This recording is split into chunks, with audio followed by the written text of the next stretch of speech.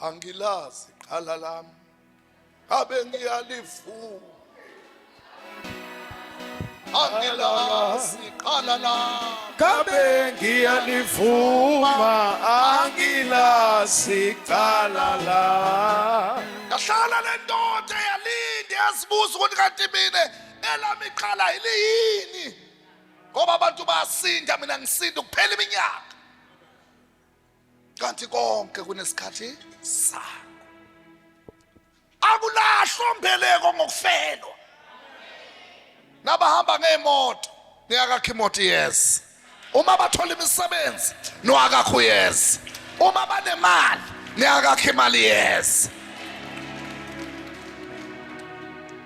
angilazi qala lami abe Ngiyalivuma angilazi cala la. yahlala le ndoda yalinda ngoba into zikaThixo bafowethu ziyalindwa akuna magic la siyalinda akuna shortcut la kuyalindwa akuna double up la kwenziwa njani bazalwane kuyalindwa zikaThixo izinto ziyalinda ithe ilindile le ndoda ibheke ilindi ingilosi eqhamuka phezulu izonza amazama samanzi kanti uNkulunkulu unohlelo elohlukile abanye benu uhlelo lwenu luhlukile abanye benu ngicabanga ukuthi niyophumelela ngoba nisebenza kanti likaThixo uhlela alufuni emsebenzini abanye benu ngicabanga ukuthi niyophumelela ngoba nishade amadoda anemali kanti likaThixo icebo alikho endodeni enemali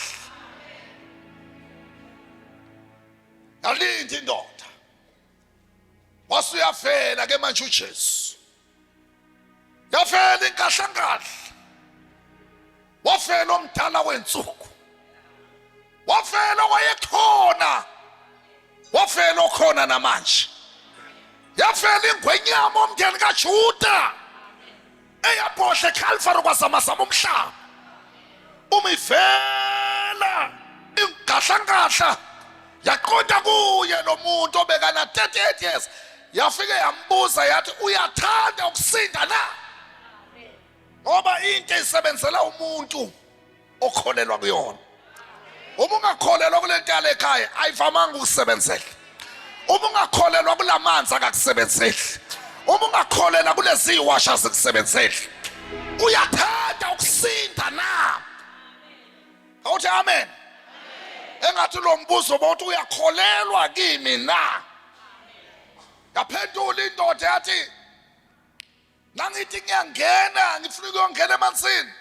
bangi-overtake bangene qala wathi uJesu noma ubhedile akusana ndaba thatha uhlaka lwakho ubuyele ekhaya ngoba uma sesikhathi sifikile noma ungabe sowubhede njani izinto ziyalunga ngoba uma isikhathi sesifikile noma bekubophene njani ngiyaqhaqheka ngoba isikhathi uma sesifikile noma besekumnyama kuyakhanya ngoba uma isikhathi besesifikile noma bekuthiwa uyafa uyavuka anithi amen yathatha uhlaka indoda yabuyela ekhaya bayibuza abantu ngoba bayalwazi uhlelo lutho kumele kwehle ingilosi izamazama isamanzi lona ubuyaphi ophilisa ingilosi ingakafika imfihlo fika isikhathi sengiqedile omunye umama bengimbukela izolo kuYouTube bangifotelena abantwana athi baba uNdlovu mina ngubukele kuYouTube not nase TV wathi kuYouTube asibamba amanzi sikhe amanzi empompini ngihlushwa unyawo for 8 years angikwazi ukuhamba ngawakha amanzi empompini endlini ngibukele kuYouTube ngawaphuza amanzi wakho ngasukuma ngahamba angaze ngimbone lo Ndlovu kanti lento isebenza njani alithi amen uma isikhathi sesifikile awudingi nokubekwa isandla udinga ukukholelwa entweni yale ekhaya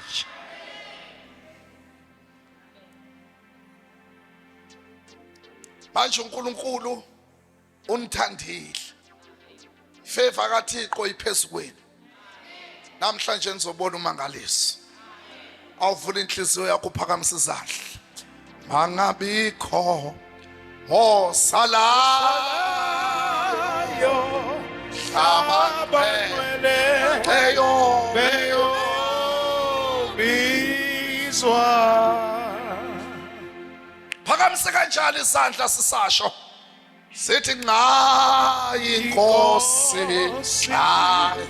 Inkosi inkosi ifana